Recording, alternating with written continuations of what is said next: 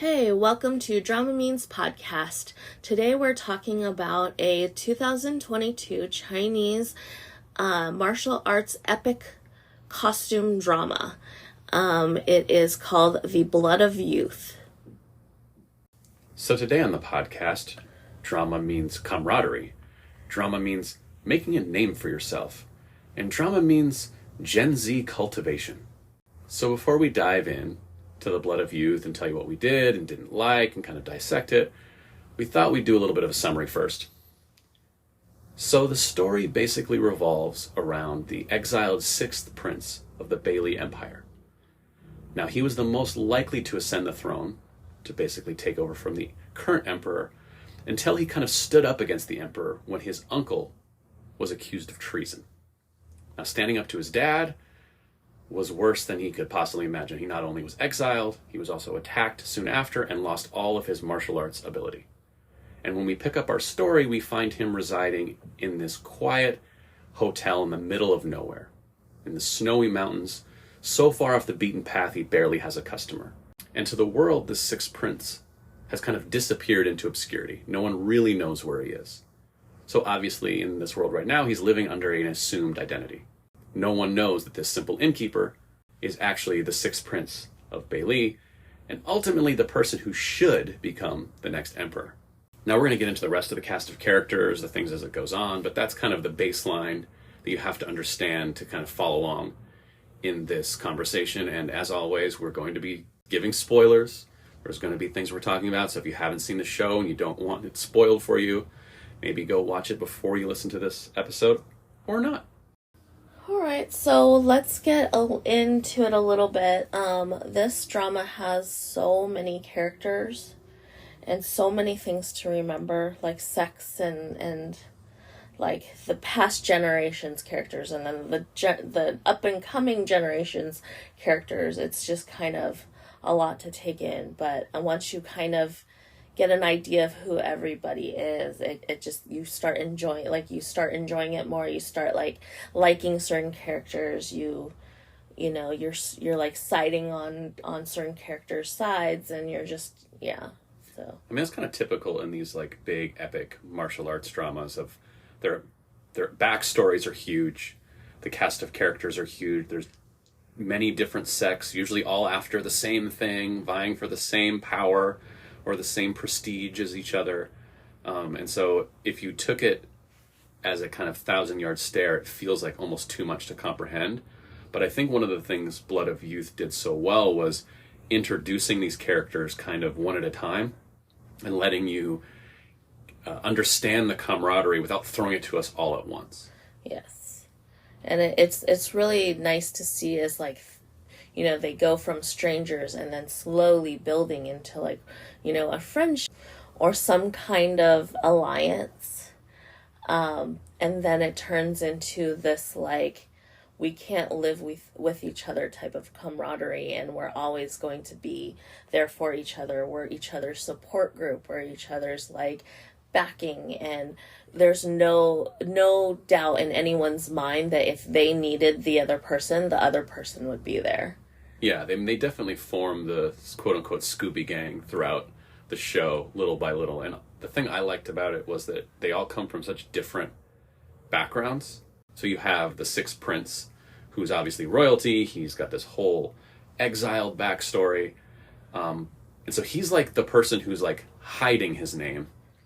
And then you have Lei Wujie, who comes in, and he's young up-and-comer, ready to make a name for himself. So they're almost on the opposite ends of the spectrum, and they're the first two characters who kind of come together and meet. Yeah. They're such polar opposites in personality.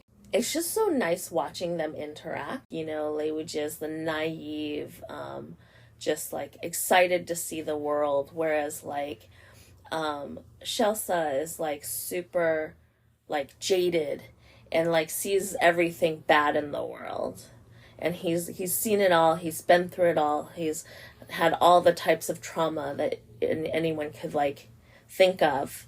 And then Lei Wujie has been protected and sheltered, and he's always been in his sect, and he's practiced his martial arts, but he's never seen the world, so he has this bright bright-eyed, bushy-tailed kind of view towards the world. That was the exact phrase that I was thinking of, like bright-eyed, bushy-tailed, like doe-eyed, just like the world's in front of me and everything's so exciting.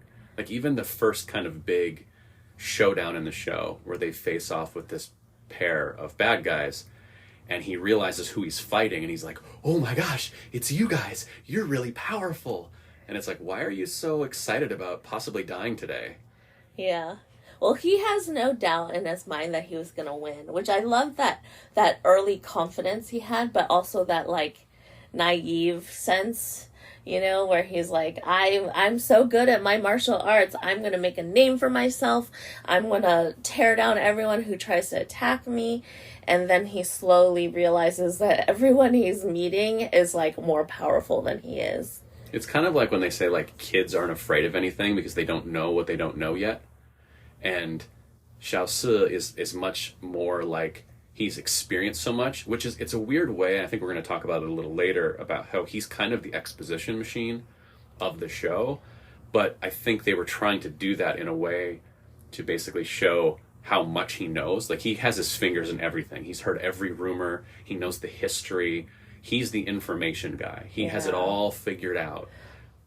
But even though he has been exiled, he still is so up to date with anything current happening. Like, he knows like, he already has a guess on, like, who's inside the coffin and things like that. And so it's just, even though it does get a little tiring because he is the exposition where, like, okay, it's time to stand back and tell you everything. Yeah, that's definitely, I think when we're talking about what wasn't great about it, that's one of the things. But at least they kind of buried it in his character. Yeah. Where it's like, that's who he is. He's the guy who, even though he's exiled and has disappeared, he's never the character that doesn't care. Like, you know, he really would like to come back and, like... I mean, he acts like he doesn't care. But he does care because you you don't know that much about what's going on. Yeah. If you don't care. Like, you would just in one ear out the other. But he's, like, meticulously calculating. Anytime everyone's like, I wonder what's going on, he's like, well, I'll tell you what's going on.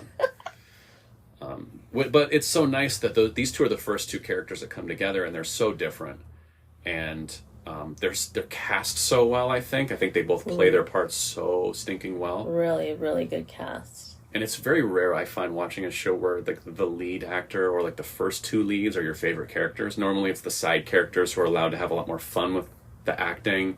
And, like, the people who have to play, like, the straight guy to, like, move the story aren't that fun. Yeah. But I think this was one of those rare ones where you can just watch the scene of these two, and because of who they are and the naivety and the experience kind of clashes, and even how they decide to go on the journey together is, like, the comedy is really apparent in all their scenes. Yeah.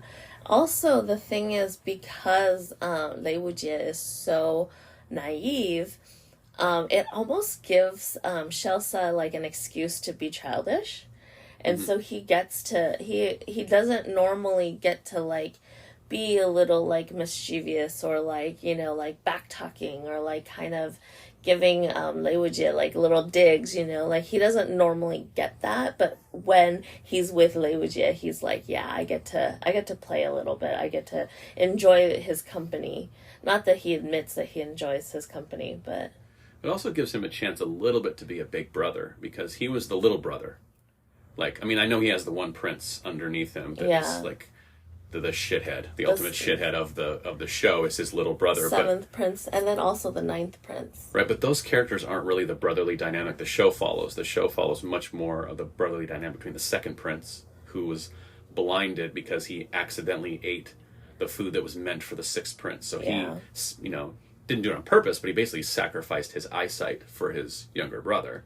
And so I just like the idea that, knowing that history about him as you get into the show, he gets to be the older brother to the redhead kid, the Lei Wujie. And so it's just a little bit of a different role than he got to be, because he was kind of taken care of a little more.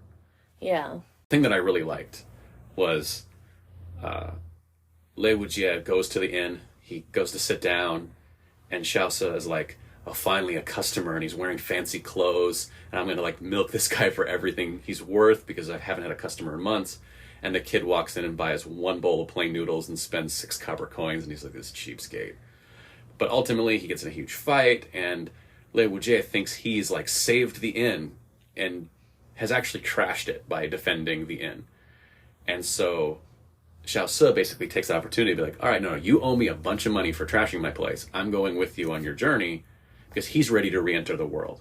He's heard enough rumors sitting up there in the mountains that he's now ready to go back into this martial arts world. He's done hiding. And he uses this excuse as, well, you owe me money. I need to follow you to town. When you earn the money, you can pay me. And it's just like a fun, like he keeps running up his tab. Every time the kid like buys a noodle, he's like, you're running up your tab with me. Yeah. So I think it's hilarious. It's like a very funny dynamic to start with. I think it went from like, what was it, like 500 taels or something? It was like 100, and then he's like, with interest it's 500. And you're like, wait, the interest is 5 times more than what you owe me. And then it ends up going to like 800 or something. It's just like he keeps getting like, yeah. So and throughout the show, it's like one of his little like quirks. All he thinks about is money and like how not to spend it and how he can get some. Like when he saw that coffin, it wasn't like, oh, what's inside? It's the fact that the coffin was made out of pure gold.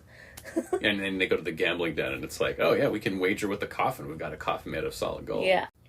So I really like that when Tang Lian, and I think you think differently, but I really like when like Tang Lian got introduced and he's like this badass, right? Everyone's like, oh my god, you're Tang Lian, and you're the one that's transporting this coffin.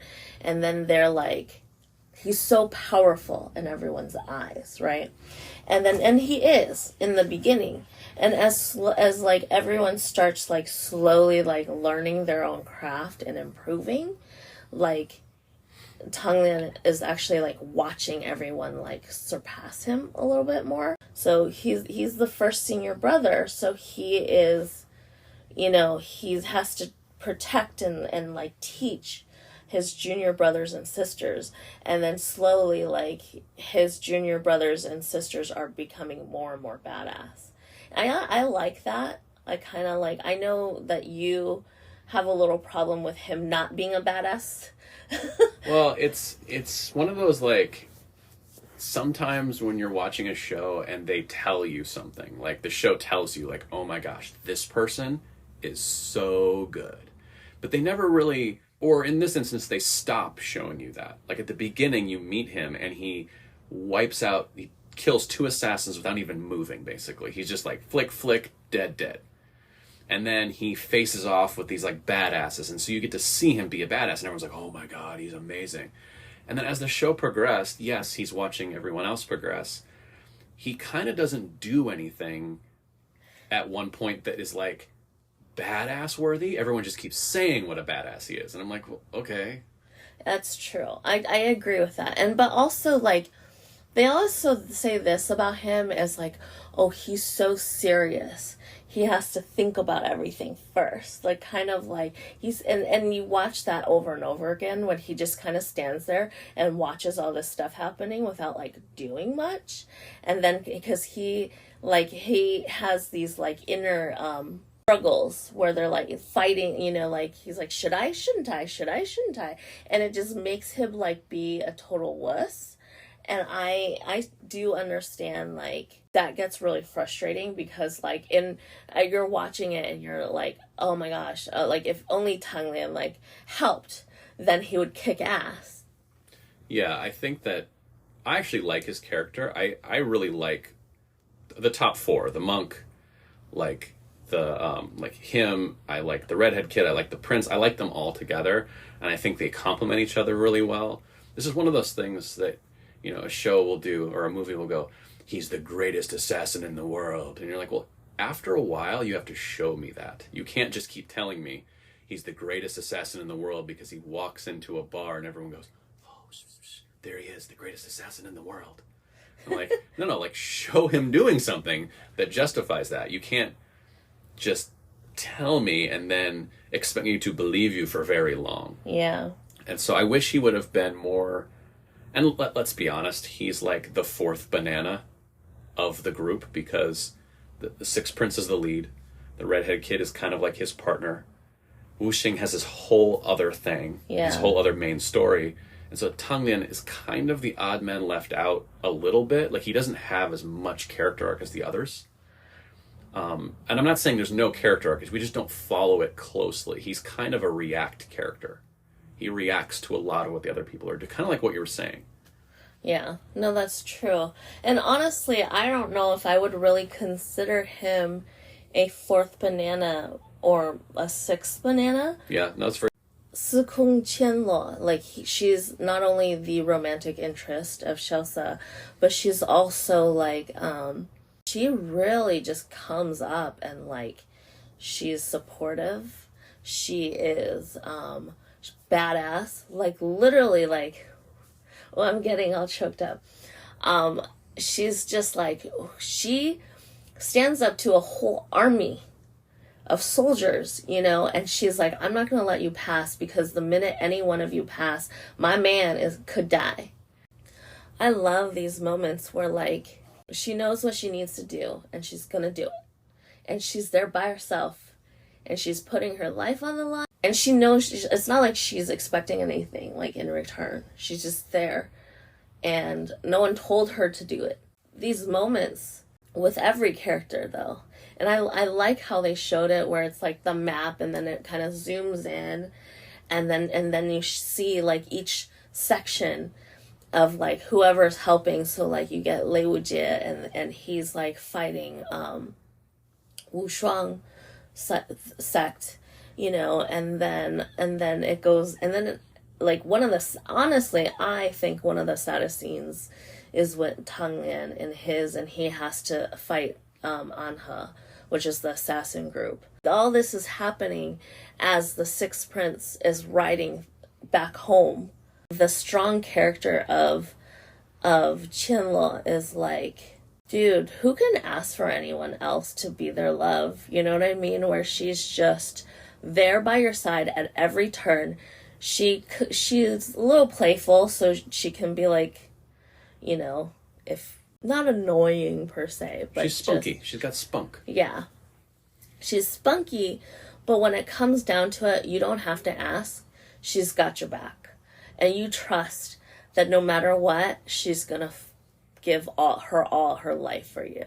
It's like, and the thing is, so I don't know if I ever told you this, but like online, there were a lot of comments that didn't like her and didn't like the actress that played her and didn't think that the character and Shelsa's character matched. Like, it wasn't a worthy, like, love interest. And I don't know if this is the case because a lot of people online didn't find her attractive.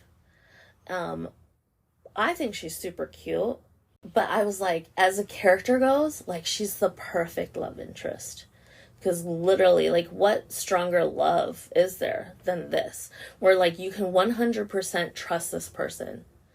You know, they have your back at every instance. She's playful enough to keep you grounded, basically. Yeah, she can bust his chops and kind of bring him back to reality. And kind of, I mean, they all kind of do that for each other, where it's like they all kind of keep each other grounded whenever one of them, you know, there's a kind of a whole theme of that, of like your inner demons. And when their inner demons start to take over, it's the other ones that pull you back from the brink.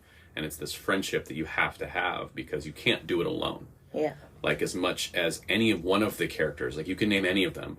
I think all of them, if you were to ask them at what point in their journey, oh, I could do it all myself. I could do all this alone. Like, I'm a lone warrior. Like, I'm a lone martial arts warrior making a name for myself in the martial arts world. But realistically, they need each other to kind of check themselves, to teach themselves. And I think they do such a good job. I think she's fantastic. I thought the actor is really good, really entertaining. I could see why some people are like, oh, she's that annoying character who's like that kind of like tomboy kid brother, kind of like, oh, it's the annoying girl who shows up and is. But like, I didn't find that at all. Yeah, I thought she was so strong. She always shows up in the right time. Sometimes coincidental, but she just happens to show up at the right time. But like, she's always there and dependable. And that sequence you're talking about, where they kind of show the map, it's like so Italian jobby as far as everyone has to do their job. Everyone gets sent a monumental task, and they did a really great job of setting the stakes. for each character. She's facing an army. Tang Lian is facing a whole sect of assassins. Like, they've faced a couple of them. He's facing the whole sect. The redheaded kid is facing this guy who is, like, literally, he knows is stronger than him. Yeah. Like, he knows he's not a match for this guy, but he's got to hold him off. Yeah. And everyone has their job to do. And, like, that's, like, the best of the best when it comes to Scooby Gang. And they did really hats off to the writers of figuring out how to put all those chess pieces in play so that they all could be useful when it mattered. And that the lead character never once had to wonder if his friends were getting their jobs done. He's like, no, we've been through hell already. You've got this. And if you couldn't have done it, it wasn't able to do. Yeah. So, I mean, I think as love story goes, like, it's not a love romantic story, but it definitely is a story about trust. Yeah. And being dependent on each other. See, for me, that's the strongest type of relationship. There's a lot of shows where, like, it's so, like, too on the nose with, like, a certain relationship, and all they show is, like, the words that are being said rather than the actions that are being done. And this show, it's like, you don't need to say the words because I already feel and know the love is there. Which to me is way more important than, like, the little, like, oh, let me hold your hand, or like, I'm gonna hug you, and, you know, or like the little, like, oh, I'm gonna use my hand to brush your hair to the side. It's like, yeah, I get it. That makes your heart flutter, but that's not love per se. That's just an infatuation. That's a attraction, you know, like, and their love, their romance together is so much stronger and deeper than that surface stuff. Yeah, really it is a show where actions speak louder than words 90% of the time, where they literally put up or shut up most of the time. Yeah. And I think they build such a strong team between everyone, and everyone has their own stories and they have their own priorities. But I don't think, and you can correct me if I'm wrong, I don't think you ever watch the show and ever question the bond between the core. The bond is built, and there's a couple times I'm like, oh no, is he going to go off the deep end? Is he going to let his inner demon? And it's like, no, like, this is the core. We can all depend on each other, and we'll bring each other back from the brink. And that was just really enjoyable to watch. I didn't need any internal tension into their group. Yeah. Like, the tension is all external. It's them against the world. Maybe this is a good chance to kind of talk about the main theme of the entire thing, which is the title, The Blood of Youth, kind of being this passing the torch between the older generation and the younger generation. The idea that, you know, these are all kids making their way in the world, and ultimately what happens over the course of the story affects them more than it affects the older generation. Like, the older generation had their story. In fact, they're doing a prequel to this. Yes. Which, I know they're filming it right now, so... That's the older generation story. Yeah. That's their story. This story is about the kids. And so the older generation is just there as a backstory. And I think we debated this a little bit, and how I kind of said that, like, the bad guys never want to let go of the power. In this, the older generation bad guys are like, hold on to the power, I need to be in power. Like, no. And the good guys, the good side of the older generation is like, the kids have to make their own decisions. They have to make their own mistakes, and they have to find their own way in the world, because ultimately they're the ones who have to live with this. It's also like the proud papa aspect, where you get to watch these kids, like, do so good on their own and make the right decisions, and, like, you know, support each other the way that they want. And I love how, like, when Shelsa decides that he's gonna go back to Tianqicheng, they're like, okay, Lei Wujie, like, you can be his protector. You can choose to do it, but you don't have to.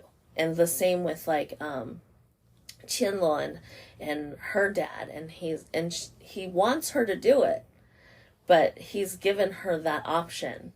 And at first she turns it down. She's like, I'm not going to do that. Not realizing who she was supposed to protect was who she ultimately wants to protect anyway. But it's just always like, it's always that decision. Like, you have the decision to take the role that you're supposed to have, but it's okay if you decide not to. Absolutely. And also, like, the kids have to, I think you kind of said this, of like they have to make their own mistakes, but also like they can't be sheltered. And I think even the spear deity at the beginning, like he never wants his daughter to go venturing out into the martial arts world. And at some point it's like, there's going to be a time when you're not around to be the protector, the all-powerful martial artist. She has to learn. She has to deal with the consequences of these things. And the only way to do it is doing it. So I thought that theme was really strong. I think they did a really good job staying consistent to the theme. I don't think they really betrayed it. The characters that believed in that theme really believed in it throughout, and I think the villains reflected the kind of like the mad grasp for waning power, like not wanting to let the things you have slip through your fingers and pass them on. Yeah. So I want to talk a little bit about so this drama has a like kind of martial arts world side, and then halfway through it goes into the political side when it becomes the princes fighting for power. I think they did it really, like they had a really good balance. Whereas I remember there's a past drama from a while ago called Evernight, and it had very similar where like it started off like in the martial arts world, cultivating, joining the school to like learn more about cultivating and becoming like, you know, a martial artist and things like that. Where and then like randomly it switches to like politics, and it's like a palace drama, and it was so uneven and so inconsistent, and every time it became like talking about politics, I immediately fell asleep. Like it was so bad at that, like kind of getting a balance in that show. And all the most interesting part was the martial arts world in Evernight. But, you know, now the Blood of Youth, they did it so well, and they incorporated the characters into it so well that it was just, you just wanted to follow the journey, and you didn't care if it was martial arts world or if it was, you know, like palace. You're always going to be supporting and rooting for your characters and your main, you know, gang. Yeah, I think they did a good job of keeping the real world stakes alive. Like, you didn't have to care necessarily about the politics to care about the palace drama part of it, because there was so much built up from the martial arts part of it, from the action adventure side, that when they got into the palace and it slowed down a little bit, it became kind of a palace drama. The bad guys are set, the good guys are set, we know what they're up against, we know what life or death means, and so the intrigue was able to stay. They were able to keep the momentum, which I think in a lot of shows they lose it because it just gets so politicking. And I mean, I know these shows need to do it to like keep things moving, but like so many scenes of bad guys talking to each other and plotting, and that's where palace dramas die for me on the Vine, which is scene after scene of bad guys like discussing their evil plans. I'm like, oh, shut the fuck up already and just do the evil plan. Should we kill them yet? Not yet. I have desires for it. Shut up.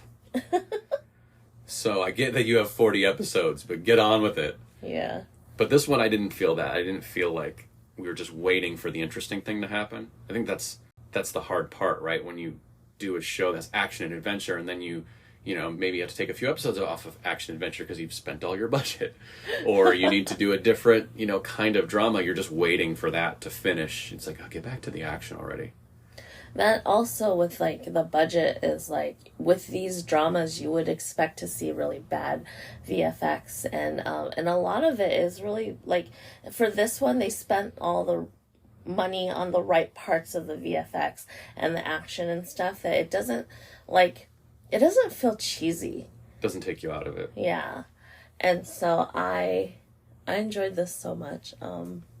But also, like, it didn't feel like a 40-episode drama. Like, it went by really fast. Even if there were certain scenes where it's, like, talking, they would add their little, like, personality and, like, you know, like, their quips and their humor and things like that into it. So it didn't feel like there were these lulls at all, because we enjoyed watching the characters interact so much together. and then when they're not interacting together, they're doing things that are like important, and you're more invested in those things. And even when they're separated, that it flowed. And all of them had interesting things to do on their own. Like all of them, it wasn't just all for one main goal. Like each character had their priorities. Obviously they're supporting each other too, but they each had kind of something to overcome. Even when we got to the palace side of it, even though none of the rest of the characters are going to become the emperor, but they still have goals and wants, and wooshing his mom, and like just there's different things that they built up to make sure that all these characters, it wasn't just filler scenes. And I think that's where the palace dramas really get me frustrated for me also, is just a lot of filler scenes where people are just drinking tea and kind of like recapping the emotional weight of what's going on. And I think this one did a little better job trusting the audience to understand the weight and understand what the characters were going through, that you didn't have to have scene after scene of just so you know, this is what this means. So overall, really well done. If you haven't seen it, it's worth a watch. Yeah, and structurally, it's so solid. I mean, in preparation for this episode of the podcast, we went back and watched a couple episodes, and I was like, yeah, I could watch this again. Like that's so rare for me. Yeah, I literally could. Well, because we're watching another drama that eventually we will talk about, but I'm like literally like, can we just continue watching The Blood of Youth instead of the drama that we're supposed to watch? No, we can't. We don't have time to watch it again. But it was really good. But we kind of did start, so, if we do, we could. That's the craziest statement I've ever heard. So we talked about the good. Now let's talk about the bad. I will go first. You can go first. Because, listen, we all know love stories aren't necessarily my jam. But I like a good one. I liked the Spear Girl and the Sixth Prince together. I really liked their dynamic. The love story I did not like was the sword deity, the older sister, Lei Wujia's older sister, and this peach blossom mountain dude who just sat up in the mountains and meditated for 40 fucking years. I don't think they were 40 when they died. I don't know. But anyway, that story drove me bonkers. So I'm going to sit on this mountain, and this girl comes up and is like, hey, what you doing? That's not what she said, but... And he's like, meditating, what you doing? And they like lock eyes, and they're just like in love. Oh my God, we're in love. No, they didn't fall in love until she took off her mask. Whatever, I'm just saying, it just happens with nothing happens between them to really make them fall in love. They see each other for 2 minutes, and he's like, hey, you want to stay at my crib? We can hang out. And she's like, nah, I'll come back. What? So then he doesn't chase after her either. He just doesn't leave the mountain. He's like, well, she said she was going to come back. Okay. Well, he can't leave the mountain because he's going to die. Okay, blah, blah, blah. So this is exactly what I'm talking about, like fake romance. Where like, and the thing is, I can totally see like a ton of people out there that was like, oh my God, that's such tragic love, and it's so beautiful, right? And it's just not. It's fake. No, it's not beautiful because neither of them does anything to try to attain the love that they want so badly. Yeah. She doesn't want to stay up on the mountain with him. He doesn't want to leave the mountain. So, like, either of them could have not been a selfish prick and decided, like, hey, like, okay, so you don't want to leave the mountain? All right, how about I stay up here for a while and we, like, have this relationship. And then at some point, like, you'll do me and we'll go off the mountain. Even though there's a prophecy that says you're going to die, don't worry, I'll take care of you. Instead, they spend the entire relationship just wanting each other, and that's it. They don't act on it. They don't try it. They don't make any effort to do it. They just want it. And that is stupid. Like sitting back in life and just wanting the things you want and not doing anything to accomplish them. Like if this runner does anything, it's to show you how stupid it is to like attain ultimate mastery by sitting in your room your whole life. But also, it's more like not living your life to the fullest, whereas the younger generation is out there like living their life and doing what they need to do to attain happiness or like friendship or whatever it is. They're out there doing it, right? But here's the thing, he fell for her because she was pretty. And I get it. That's what happens. You are attracted to someone first. First is the key, because you have to actually get to know somebody to like fall in love. That is what love is. That's why I personally don't believe in love at first sight, because it's lust at first sight. You like how they look and you want to do them. And that's why you think it's love, because you want to do them. And it's not love. It's not fucking love, okay? Well, no, because love is what comes with getting to know the other person, like understanding who they are as a human being. And I think that's my main gripe, is that these two people don't know anything about each other. They have this love that lasts, 10, 15 years, because it takes her so long to come back to the mountain, and he's cultivating and doing his hermit incel thing. And, like, they don't know the first thing about each other, other than, like, she liked the way he looked, and he likes the way she looks, and, like, there was a moment. They had a moment together, and you're like, okay, great, you had a moment. Oh, also, her technique was pretty. Yeah. Her sword technique. Yeah. And he was powerful. And I'm like, okay, but that's not love either. Also, this is supposedly one of the most powerful characters in the entire show who does fuck all to help anybody. Absolutely nothing. Well, I mean, I guess he kind of saved her. She would have died if he hadn't come down the mountain. Yeah, who cares? Yeah.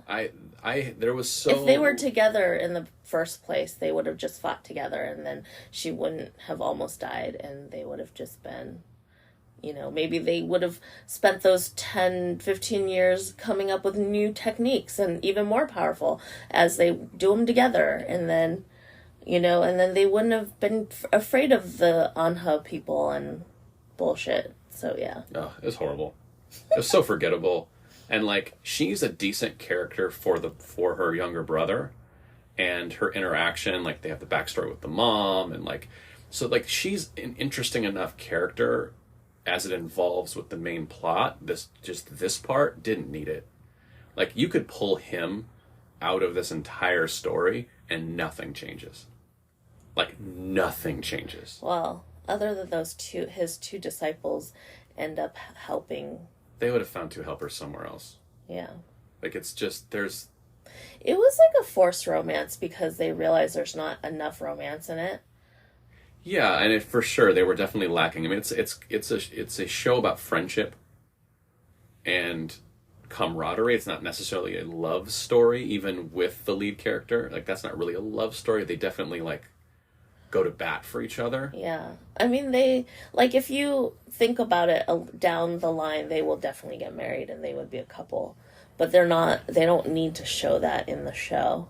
Do you think they wanted to do this story? I mean, yes, they wanted a love story, but also, like, those very classic martial arts, like peach blossoms in the wind, swirling around.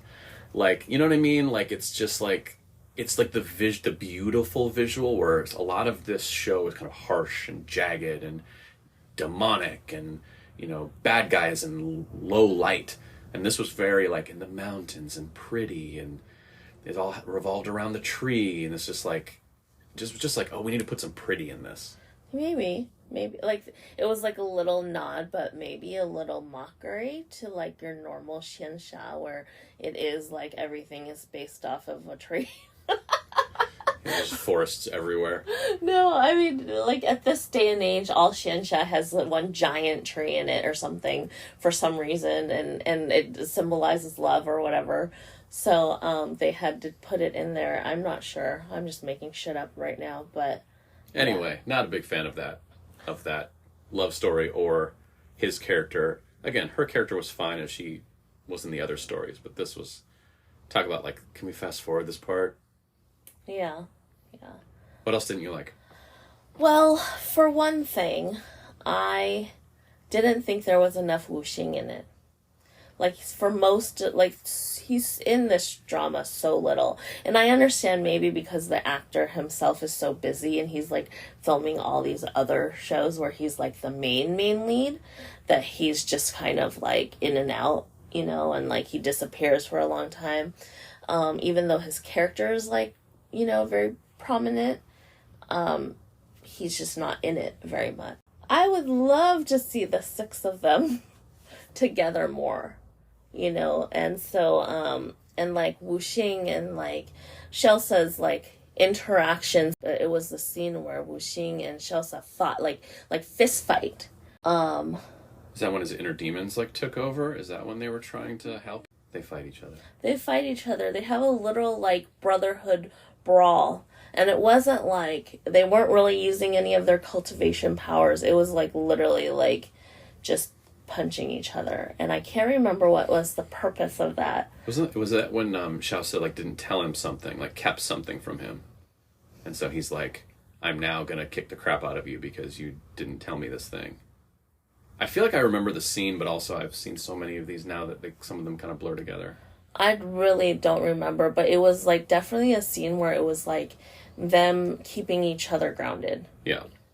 And it was a really nice, like, brotherhood scene, even though they were fighting. It just showed how close they were and how, you know, they're not afraid to, like, tell you how it is if you need to be set straight, you know, kind of thing. And it was, and I love those moments, but also I love, like, you know, them making fun of Lei Wujie, and it's just, and the scene where, like, they just freaking ditch Lei Wujie to get captured into that bandit place. You know, like, Lei Wujie, like, confronts the bandits, and then the other two are like, okay, what are we gonna do? And then they both run, and then Lei Wujie gets captured into that cell, and that was, like, the first place you meet the 7th prince. Right. Yeah, so I love that. It's like, you would like we say, you know, they're always gonna be there for each other, but then it's just kind of humorous to see that they're gonna run. But of course they come back and save him and bust into the bandit lair and steal Lei Wujie back. But it was just a little bit of brotherly ribbing, though, right? Yeah. Like you stepped in this mess. We're at least going to make you deal with the consequences, as responsible older brothers should, is let their younger brother learn a little hard knocks. Yeah.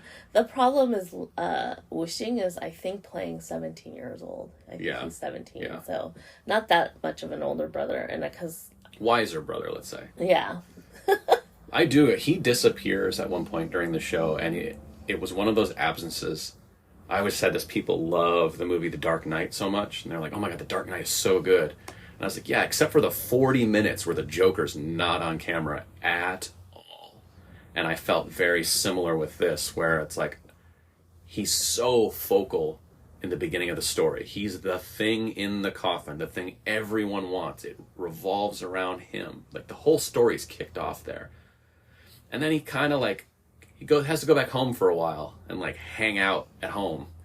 And the scenes when you see him there, he's not doing much. He's just kind of standing around, talking. Like, they're very short, just keeping him alive scenes.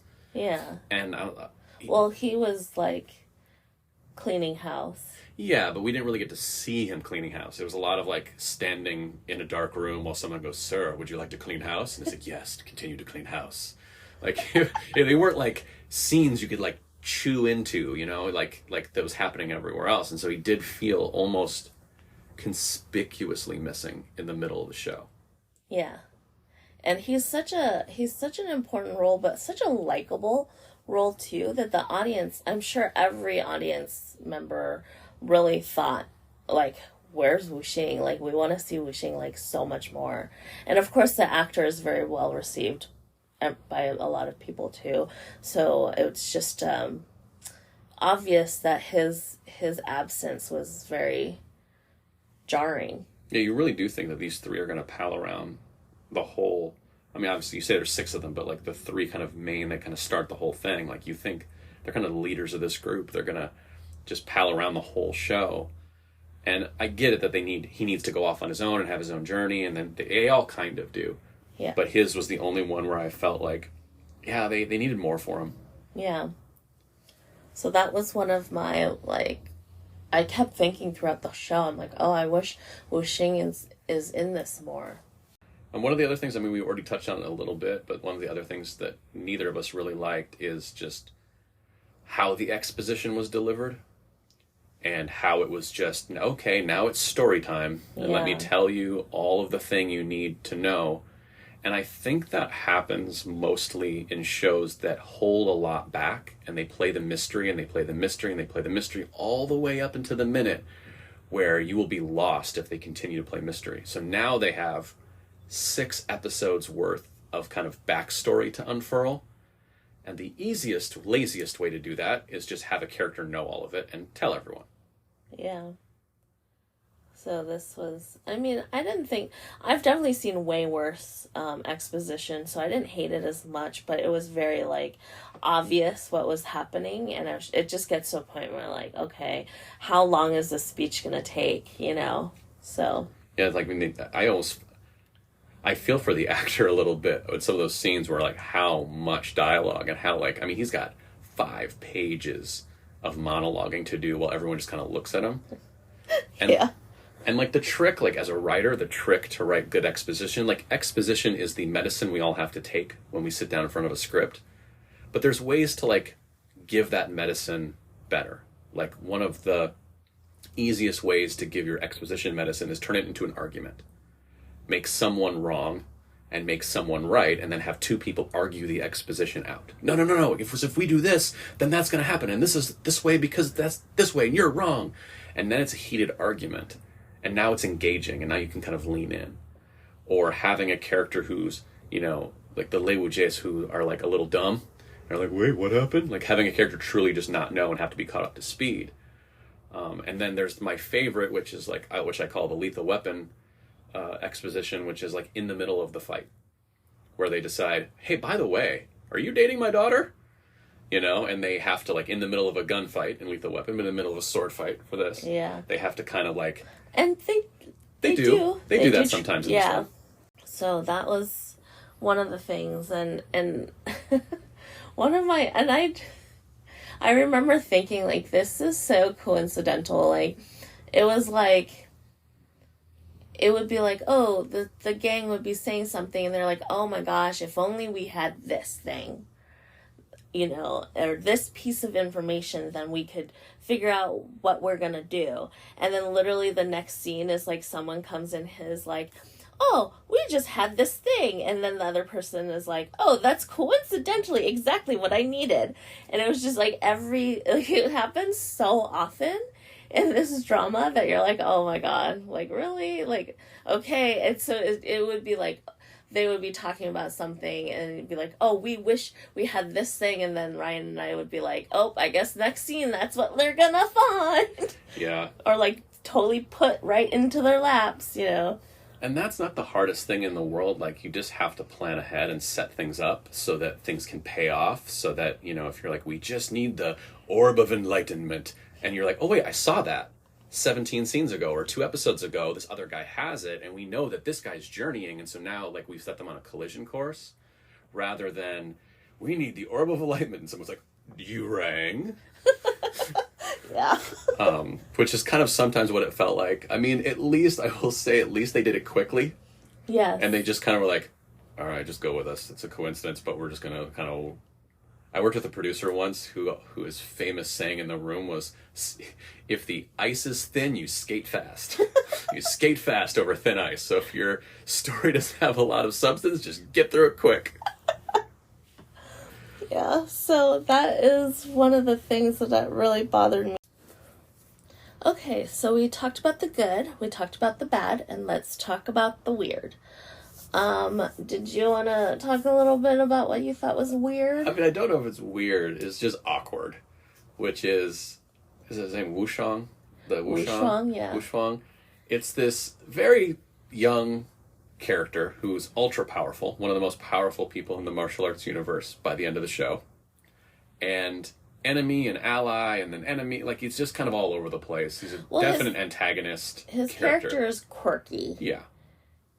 But he's this little tiny actor who's hauling around this giant box of swords, which is like the 10 sword box. I think it's 12 actually. Or, yeah, whatever. And it's like I think it starts off as 10, and then they realize there's 2 more in it or something. Well, he was only able to wield like a certain amount, and then as he got more and more powerful, he was able to wield all of the swords that were in the box. Which no one had ever really been able to do for generations, yada, yada, yada. But just this poor actor, like on a horse or walking through the woods with this giant box on his back. It's like taller than him. It's taller than he is, and then his entirety of martial arts is kind of standing there and like zooming his fingers back and forth, like swish, swish, swish, die, swish, swish, as CG swords just kind of flew around. And I was like, man, this actor's getting off so easy.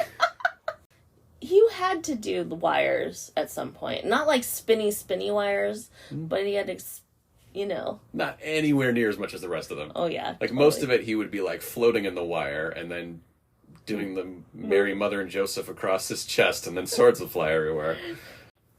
I think the actor was 14 at the time. He was really young. Young. And this giant box. I liked his character, more or less. I thought it was interesting. He's kind of a spoiled brat. He's kind of like one of those people that's like too good. Like too good, too young. He's super cocky. He was never underhanded. No. And he had his own, like, kind of rules that he lived by. He said he would never kill anybody that had no name, like, was a no-name person. Like, he would only kill someone that had a name, already made a name for themselves. Well, it had to be his equal, right? He didn't want to kill... Well, no one really knew about him either.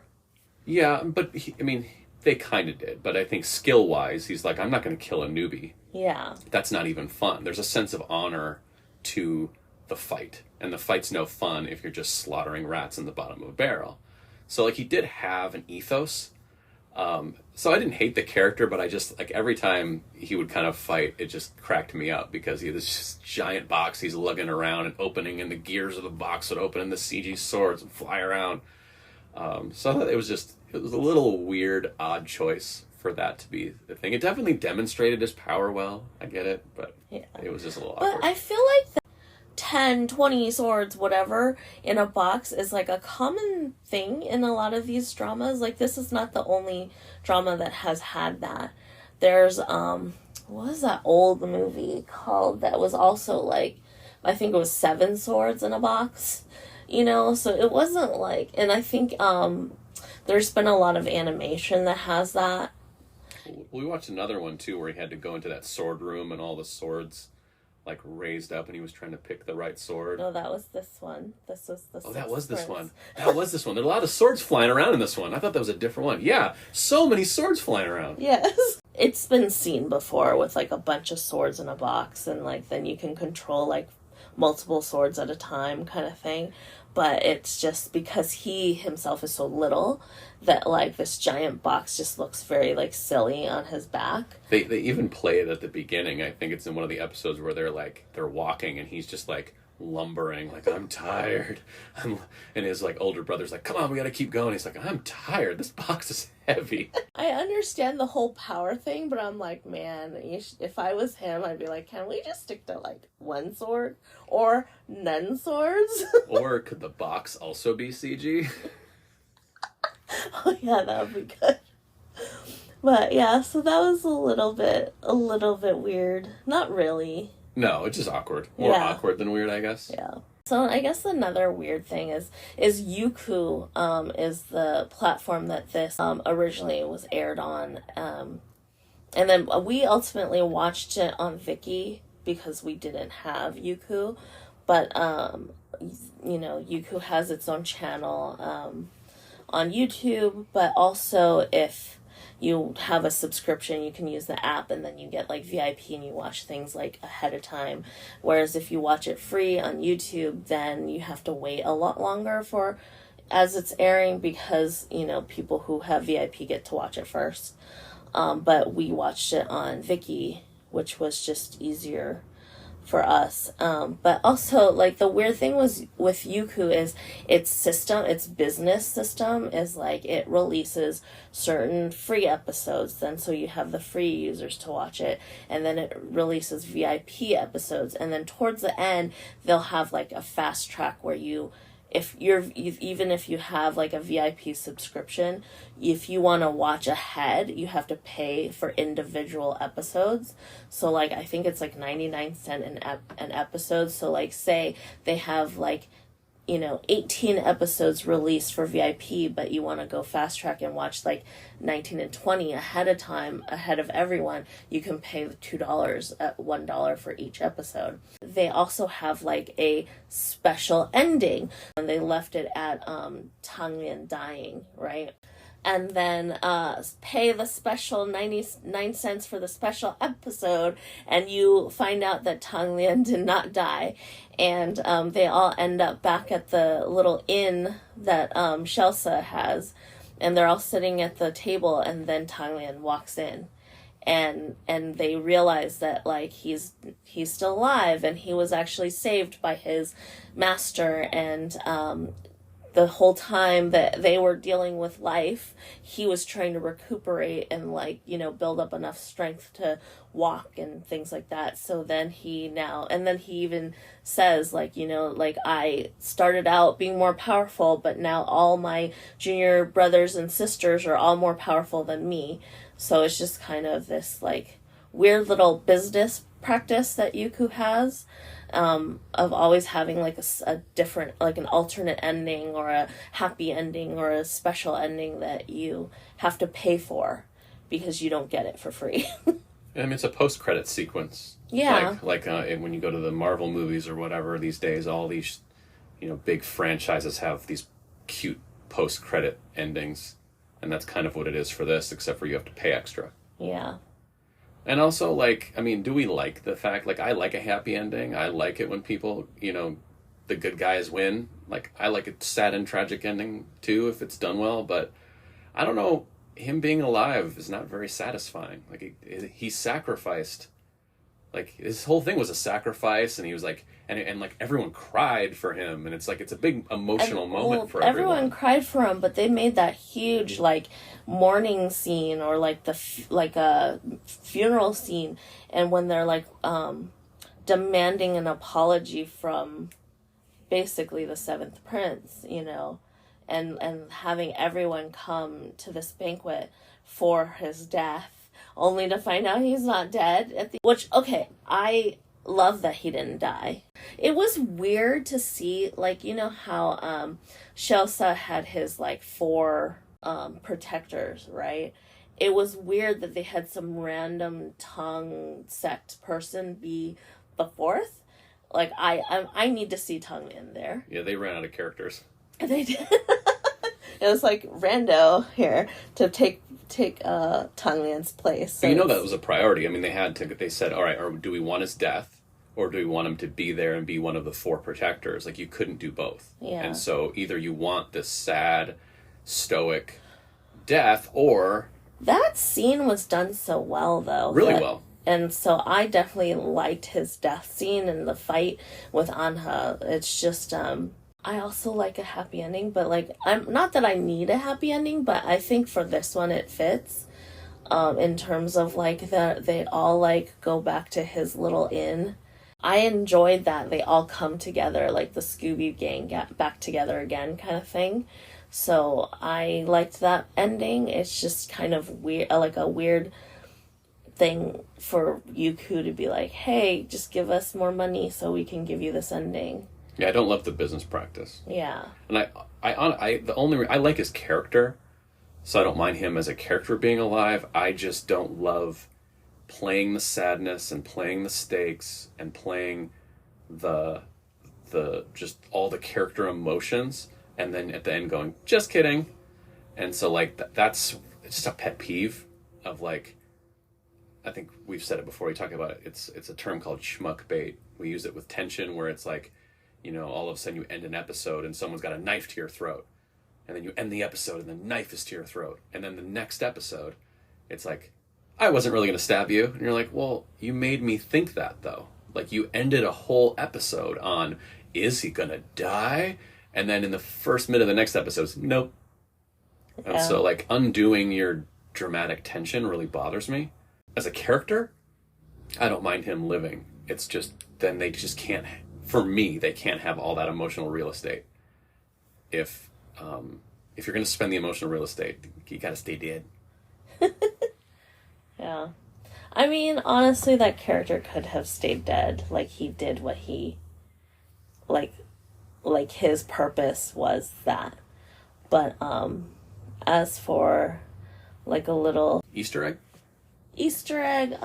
No, it's like guilty pleasure. Oh, yeah. It's like, it's my guilty pleasure that he's alive. So I enjoyed that. Like, sometimes I'm like, oh, you didn't need to do that. But for this, I'm like, I need it. It leaves a good taste in your mouth for the end of the show. And, like, Yeah. the show is about the camaraderie between the team. And so ending the show there, again, I understand the choice. It's just, it's greedy filmmaking.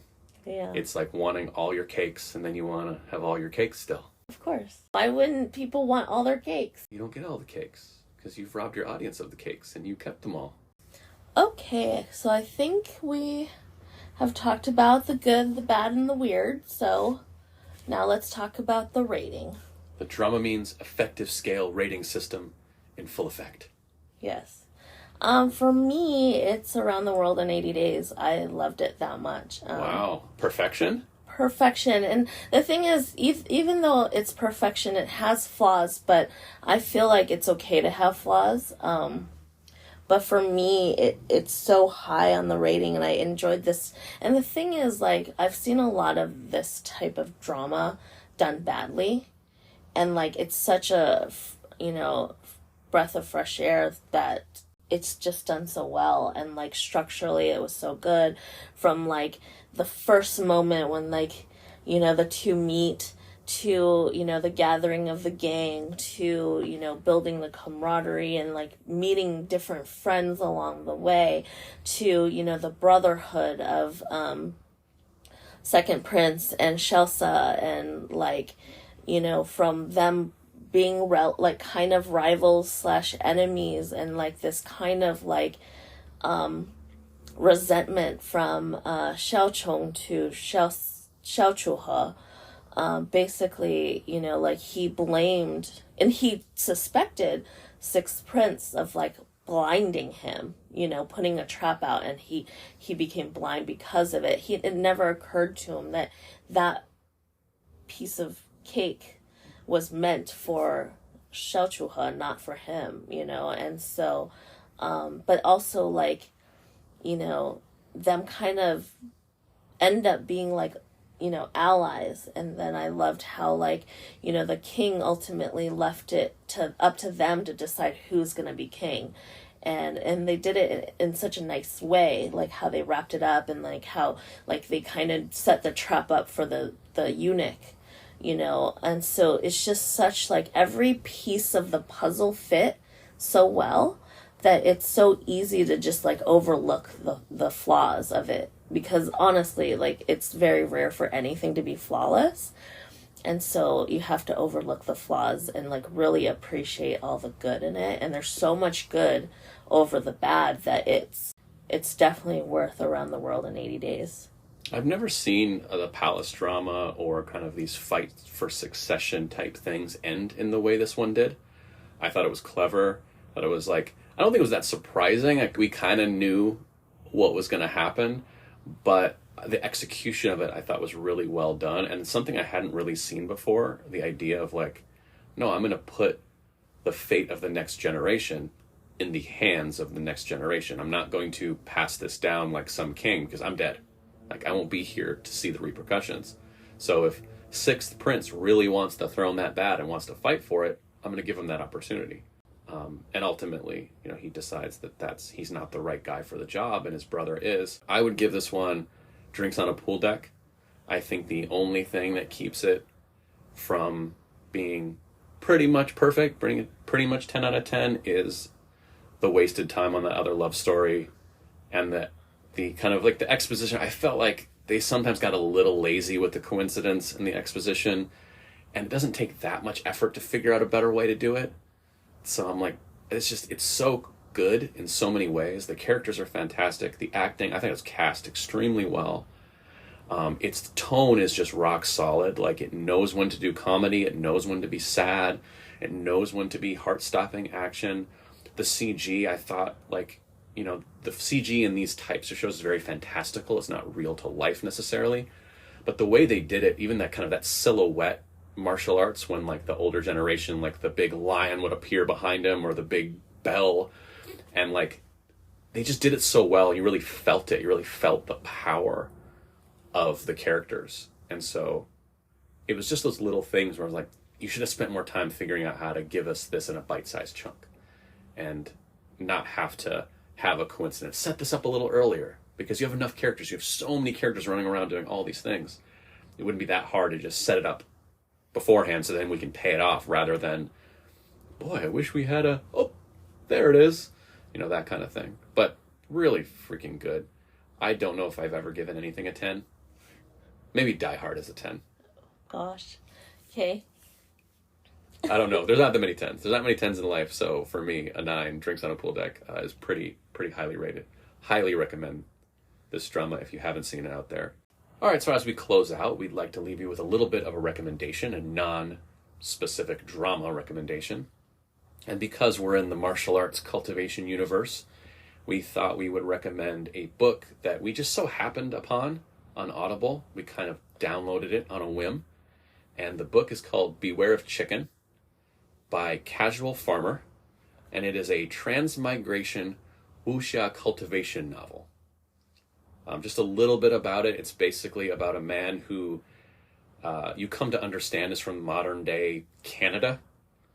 And he wakes up inside of a cultivator's body who had just been brutally beaten, and decides, oh my god, I'm in cultivation wuxia land.